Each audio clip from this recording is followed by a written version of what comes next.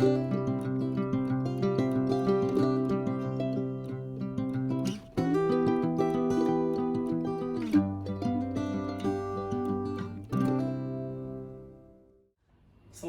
malam, ibu-ibu wanita baptis Indonesia yang terkasih di dalam Tuhan Yesus Kristus. Saya mengucap syukur untuk waktu yang baik yang Tuhan berikan pada kita saat malam hari ini bisa merenungkan kebenaran firman Tuhan. Di tengah-tengah kondisi yang tidak menentu, firman Tuhan tetap menjadi kekuatan, firman Tuhan tetap menjadi panduan di dalam kehidupan kita. Sebelum kita belajar sama-sama, mari kita berdoa, mohon pimpinan Tuhan. Mari kita berdoa. Bapa yang ada di dalam kerajaan surga, kami sungguh mengucap syukur pada malam hari ini untuk waktu yang Tuhan berikan kepada kami, untuk kami diam sejenak, merenungkan akan kebenaran firman Tuhan. Biarlah firman Tuhan yang kami baca, kami dengarkan, bisa kami merenungkan dan kami melakukannya di dalam kehidupan kami, keluarga kami, pekerjaan kami, di dalam pelayanan kami, sehingga nama Tuhan dipuji dan nama Tuhan ditinggikan. Hamba yang menyampaikan dan ibu-ibu yang mendengarkan, kami sama-sama diberkati oleh kebenaran firman Tuhan pada malam hari ini. Lalu hanya di dalam nama Tuhan Yesus Kristus kami berdoa dan kami siap belajar pada saat ini. Amin. Nah, pada malam hari ini saya rindu untuk kita sama-sama memperhatikan 1-2 ayat yang terambil dari Kisah Para Rasul pasal yang ke-9. Kisah Para Rasul 9 ayatnya yang ke-36. Kisah Para Rasul 9 ayat 36. Saya membaca buat ibu-ibu bisa menyimak di Alkitab masing-masing. Demikian firman Tuhan. Di Yope ada seorang murid perempuan yang bernama Tabita, dalam bahasa Yunani Dorcas. Perempuan itu banyak sekali berbuat baik dan memberi sedekah. Satu ayat ini dapat menjadi kekuatan buat kita. Nah, renungan malam hari ini saya beri judul Gaya Hidup Wanita Kristen. Nah, berbicara tentang gaya hidup sebagai seorang wanita Kristen, maka tidak dipengaruhi oleh lingkungan, tidak dipengaruhi oleh suasana, tidak dipengaruhi oleh sesuatu yang datangnya dari luar. Tetapi gaya hidup sebagai seorang wanita Kristen dimulai dari perubahan hidup di dalam ketika kita percaya kepada Tuhan, dan perbuatan hidup itu diekspresikan di luar. Nah, ini yang menjadi fokus kita pada saat ini. Nah, tentu di dalam masa pandemi di waktu-waktu ini, banyak orang yang ketika membaca bagian firman Tuhan ini merasa bahwa, wah, kalau saya mau menjadi saluran berkat buat orang lain, saya belum bisa, Pak Peter, karena saya masih kurang, keluarga saya saja masih susah. Tunggu saja nanti saya sudah punya pekerjaan baik, saya sudah jadi orang yang sukses, lalu saya bisa menolong orang lain. Apakah seperti itu gaya hidup sebagai seorang wanita Kristen? Saya pikir tidak. Karena jika kita menunggu sampai kita menjadi seorang wanita yang sukses atau seorang yang berhasil, tentu kita nggak akan bisa memulai untuk kita melakukan hal-hal yang Allah ingin kita lakukan di dalam hidup kita. Nah, tentunya kita harus beresin tentang maksud kata berhasil atau sukses. Nah, banyak kita kadang-kadang terpengaruh dengan pola pikir dunia tentang sukses, alat ukurnya, punya ini dan lain sebagainya. Tetapi sukses di dalam sudut pandang Allah bukan seperti itu. Itu sebabnya, mari jangan sampai kita menunggu untuk kita berhasil dari sisi duniawi atau berhasil dari sisi materi, baru kita bisa melakukan hal-hal yang rohani atau hal-hal yang baik. Nah, ini yang saya pikir kita perlu luruskan itu, sehingga di dalam perjalanan hidup kita, kita menjadi wanita-wanita Kristen yang memiliki gaya hidup seperti dengan Tuhan Yesus Kristus. Mari kita melihat beberapa prinsip sederhana dari firman Tuhan pada malam hari ini. Saya membaca kembali ayat ini, dibilang di Yope ada seorang murid perempuan bernama Tabita, dalam bahasa Yunani Dorcas. Perempuan itu banyak sekali berbuat baik dan memberi sedekah. Mari kita belajar beberapa prinsip tentang gaya hidup sebagai seorang wanita Kristen berdasarkan contoh Tabita di dalam Kisah Para Rasul 9 ayat 36 ini. Hal yang pertama kita pelajari di sini adalah gaya hidup wanita Kristen. Yang pertama adalah hidup sebagai seorang murid. Kita lihat bagian yang pertama, garis bawahi kata murid di sana. Di Yope ada seorang murid perempuan bernama Tabita. Tabita adalah satu orang murid dari Tuhan Yesus Kristus. Dan kalau berbicara tentang murid, maka ada murid 12 murid Tuhan Yesus, ada 70 murid Tuhan Yesus, nanti ada 120, bahkan ada 500 murid. Dan bahkan sampai sekarang pemuridan terus berjalan, dan udah ada miliaran orang Kristen yang sudah dimuridkan dan mengenal kebenaran firman Tuhan. Itu sebabnya Tabita adalah salah seorang murid Tuhan Yesus Kristus. Oleh sebab itu ketika kita membaca bagian firman Tuhan ini, prinsip yang pertama, gaya hidup wanita Kristen adalah menjadi seorang murid. Nah, kalau begitu pertanyaannya begini, apa tanggung jawab dari seorang murid?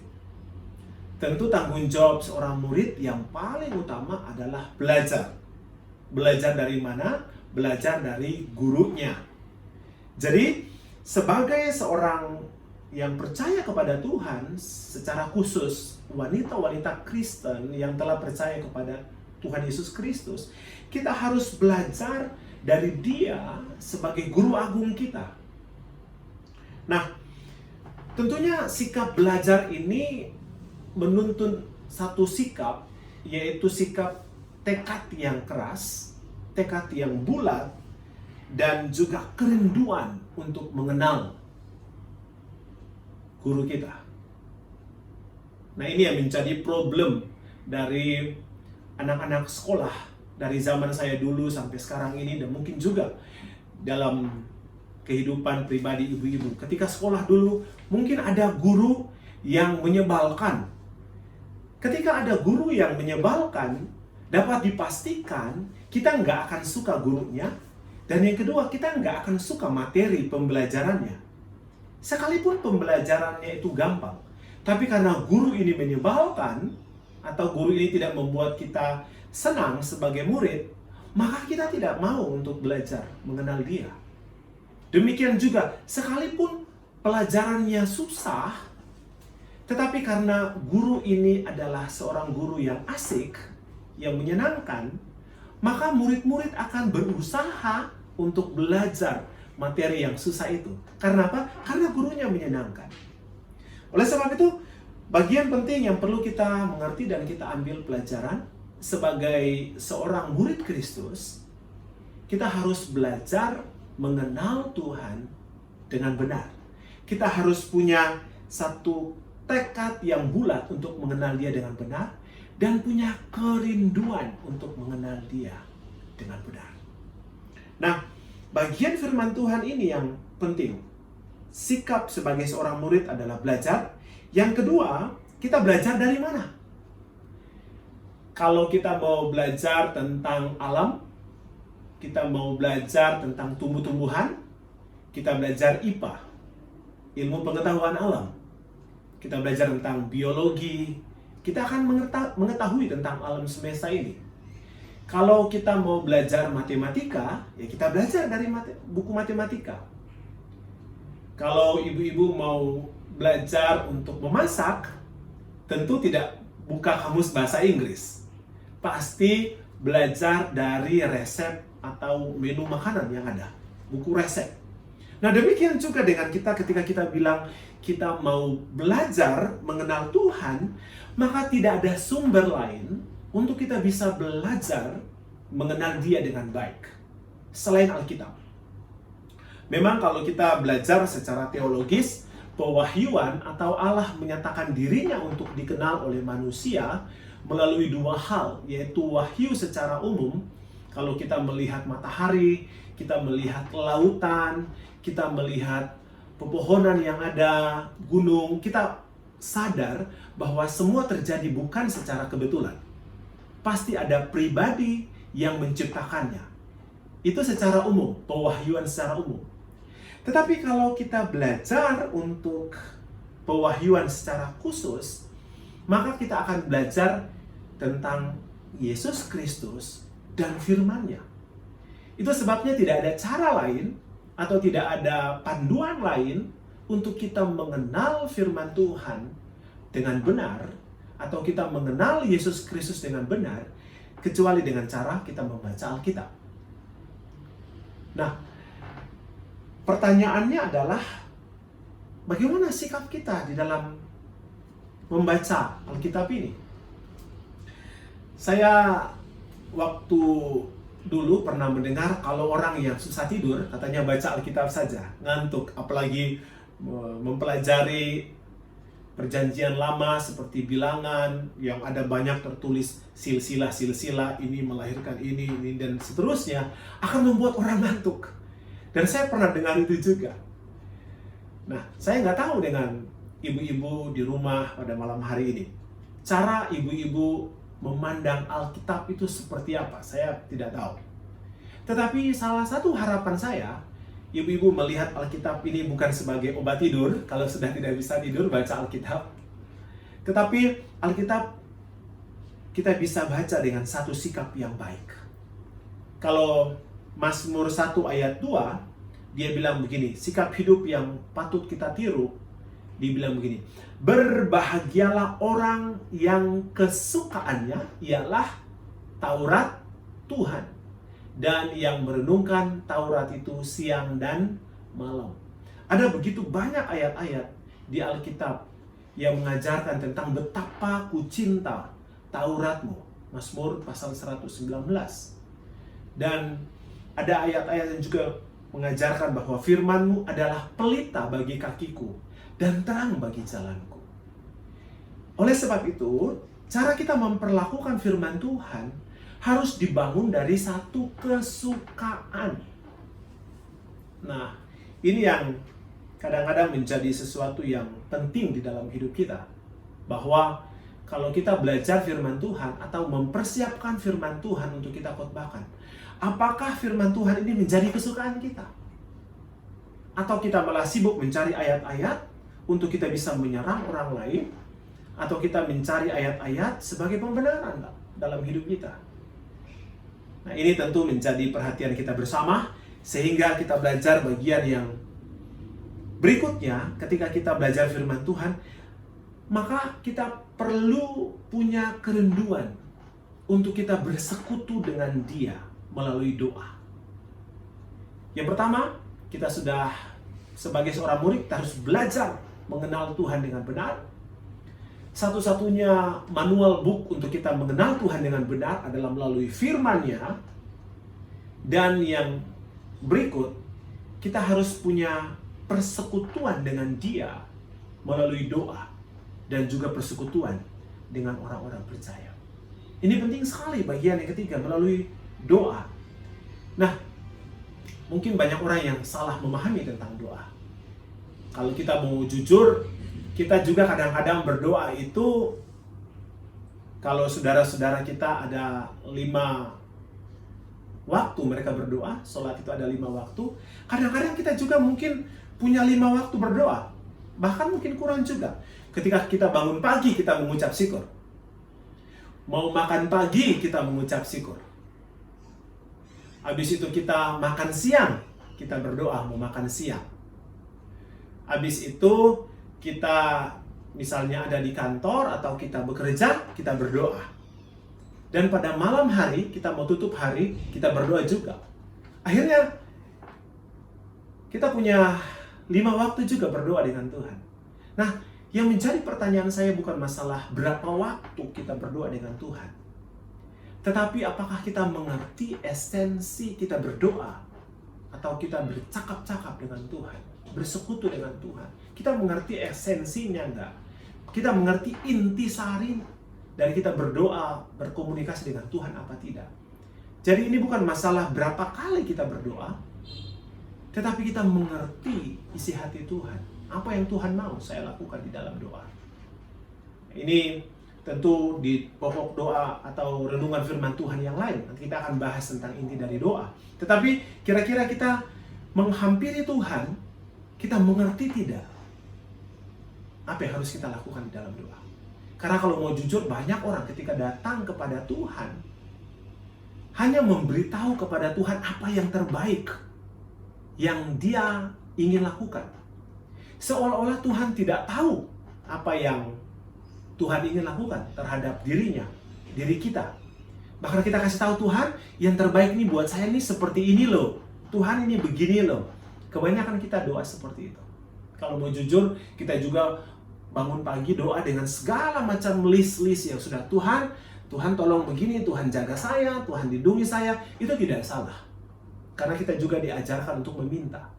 Tapi kadang-kadang kita punya sikap atau attitude yang keliru ketika kita berdoa.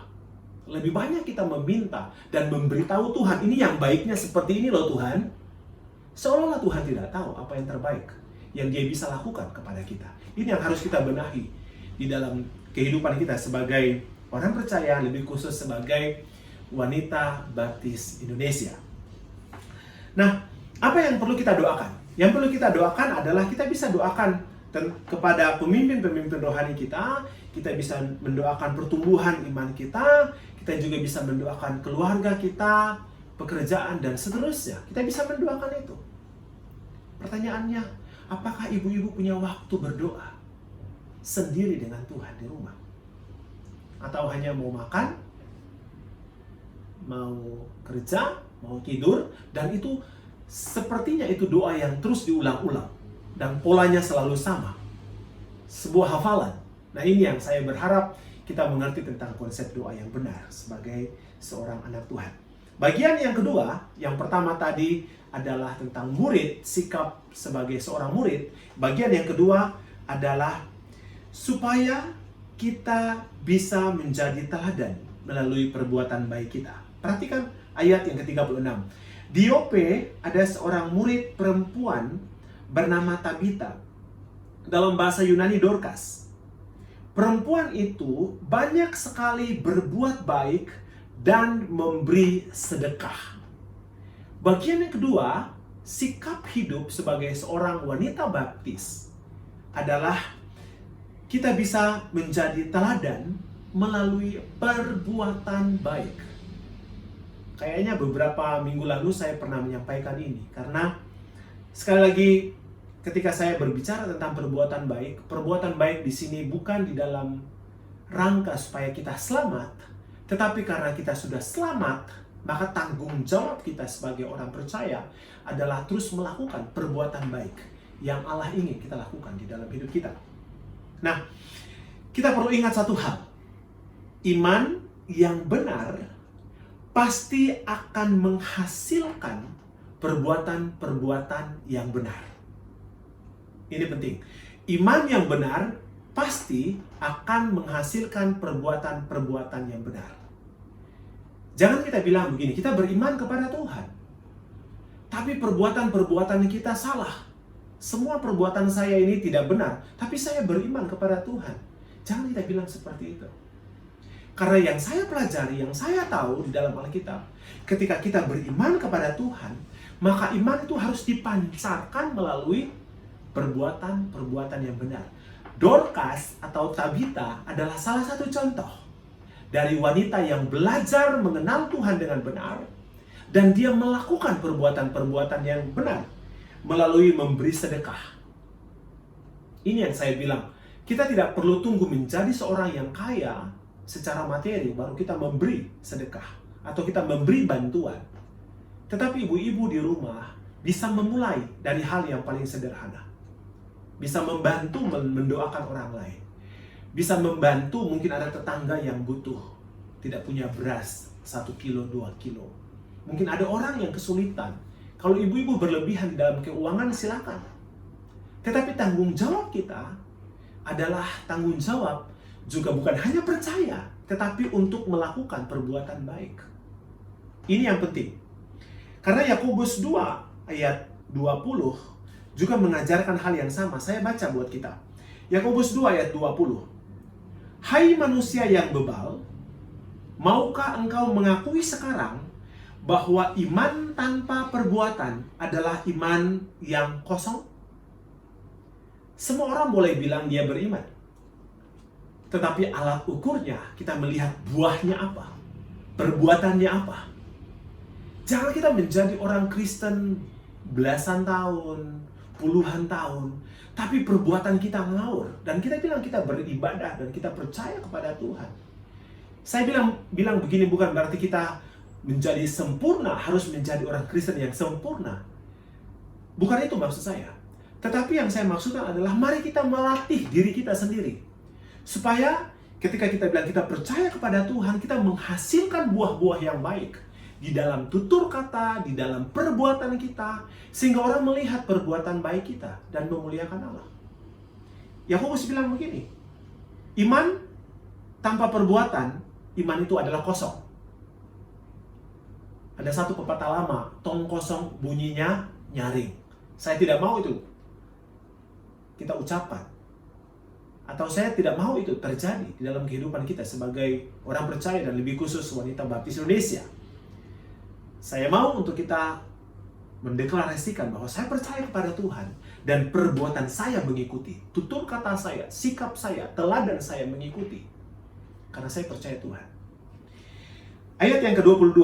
Kamu lihat bahwa iman bekerja sama dengan perbuatan-perbuatan. Dan oleh perbuatan-perbuatan itu iman menjadi sempurna. Justru iman disempurnakan melalui apa? Perbuatan-perbuatan. Jangan bilang saya beriman, tapi memang perbuatan saya memang begini, Pak Peter. Saya percaya kepada Tuhan sih. Cuman memang perbuatan saya ngawur. Tidak bisa seperti itu.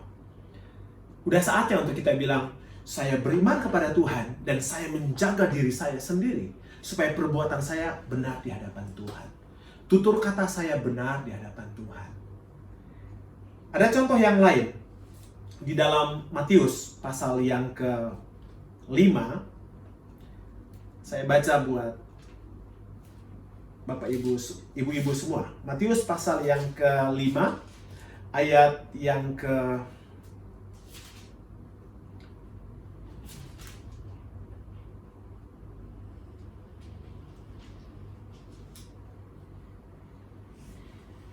sebentar,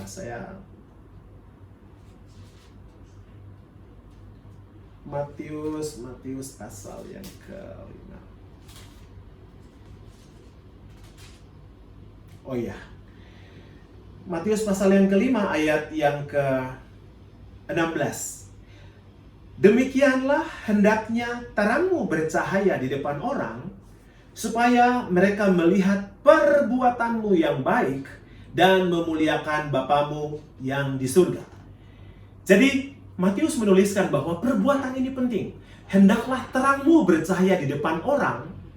Cara terang ini bercahaya di depan orang melalui apa? Melalui perbuatan-perbuatan. Sehingga nama Tuhan dimuliakan.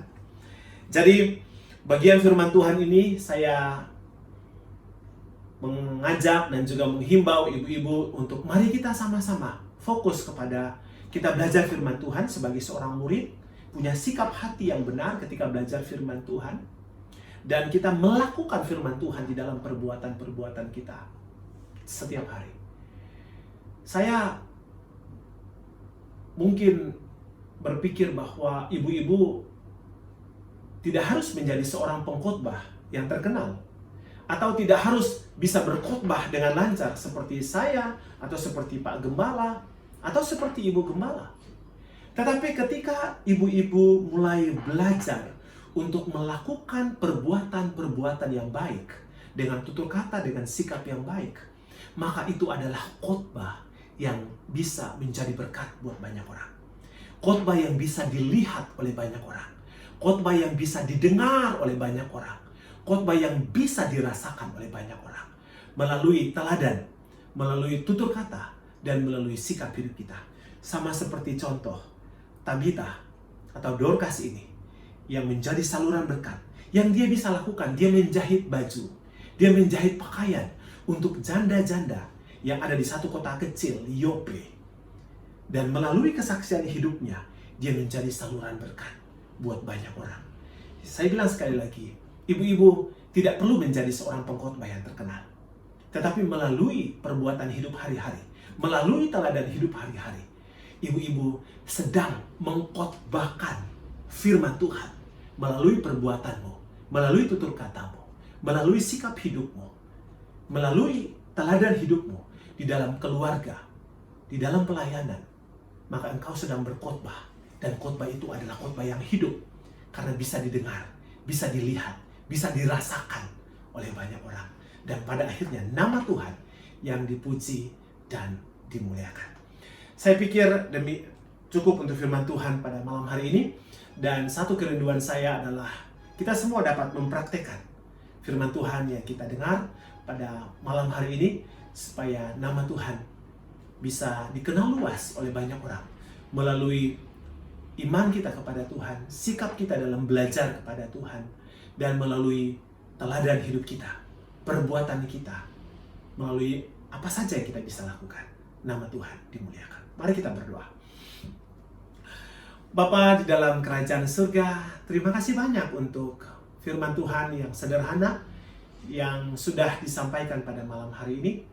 Hamba berdoa kiranya firman Tuhan ini bisa menjadi saluran berkat buat ibu-ibu, buat wanita baptis Indonesia yang mendengarnya. Berapapun umur mereka, apapun pekerjaan mereka, status mereka, kondisi apapun yang mereka sedang alami hari ini, hamba tahu bahwa Tuhan akan terus menolong mereka menjadi seorang murid yang terus belajar dari gurunya. Seorang murid yang terus belajar dari firman Tuhan. Dan seorang murid yang punya kerinduan untuk terus bersekutu dengan Tuhan. Membawa keluarganya kepada Tuhan. Membawa suaminya kepada Tuhan di dalam doa. Membawa gerejanya kepada Tuhan di dalam doa. Dan seorang murid yang terus melakukan perbuatan-perbuatan baik. Menjadi teladan dalam memberi sedekah. Dalam memberi bantuan. Dalam mendorong orang lain. Dalam memberikan semangat. Dalam memberikan motivasi. Sehingga orang lain dibangun, semangat orang lain dibangun untuk mengenal Tuhan melalui apa yang Tuhan percayakan kepada kami. Terima kasih banyak ya Tuhan. Pada malam hari ini, hamba secara khusus juga mau berdoa untuk pemulihan Pak Gembala, kiranya Tuhan terus menolong. Supaya Pak Gembala tetap sehat, kuat, sehingga ke depan bisa melakukan pelayanan seperti sedia kala. Obat-obatan yang diminum, makanan yang dimakan, kiranya menjadi sarana untuk kesembuhan Pak Gembala. Tak lupa juga hamba berdoa untuk Ibu Ayu yang juga di dalam pemulihan. Hamba berdoa, Tuhan, kiranya Engkau menolong hambamu ini, memberikan damai sejahtera dan sukacita di hatinya, memberikan kekuatan kepada Ibu Ayu, supaya beliau juga boleh pulih dari setiap sakit yang ada. Mungkin ada obat-obat yang salah yang membuat hamba minum dan akhirnya kondisi semakin kurang baik. Tetapi hamba percaya Tuhan akan menolong dan Tuhan akan memberikan kekuatan kepada Ibu Ayu. Kiranya Tuhan memberkati makanan yang dimakan, obat-obatan yang diminum, dan juga istirahat yang baik. Semua itu sebagai sarana untuk kesembuhan dari Ibu Ayu. Terima kasih banyak Tuhan. Mungkin ada ibu-ibu yang lain juga yang sedang sakit atau yang sedang punya pergumulan-pergumulan berat di dalam keluarga. Hamba berdoa kiranya Tuhan menolong. Lebih lagi, kiranya ibu-ibu juga dimampukan untuk melakukan kebenaran firman Tuhan pada hari ini. Mereka menjadi murid yang baik. Mereka punya kerinduan, sikap hati, suka akan firman Tuhan dan mau terus belajar. Dan juga mau terus untuk mengenal Tuhan melalui firman-Nya, bersekutu bersama Tuhan, dan juga bersekutu dengan orang-orang percaya yang lain. Dan juga melakukan perbuatan-perbuatan yang baik untuk kemuliaan Tuhan. Terima kasih banyak ya Tuhan.